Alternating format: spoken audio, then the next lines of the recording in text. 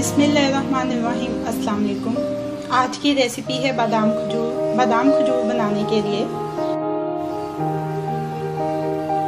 ये मेरे पास कुछ खजूरें हैं जिनको धो के इसके अंदर से मैंने गुठलियाँ निकाल ली हैं। मैं अजवा खजूर इस्तेमाल कर रही हूँ, आप अपनी पसंद की कोई सी भी खजूर इस्तेमाल कर सकते हैं। बादाम है, इनको सारी रात भिगो के रखा था, सुबह इनको छील लिया है। फ्रेश क्रीम है और कुछ नारियल का पाउडर है। तो सबसे पहले एक खजूर लेंगे,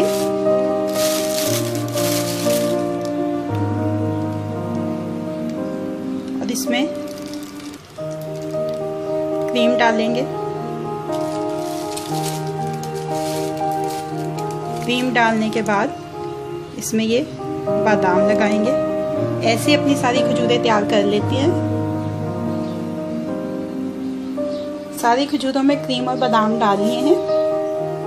अब इसके ऊपर थोड़ा नारियल पाउडर, लेकिन सबके ऊपर मैं ये नहीं डाल रही हूँ क्योंकि कुछ लोगों को इसका जायका पसंद होता है और कुछ को पसंद नहीं होता, तो आप कुछ के ऊपर डाल दें।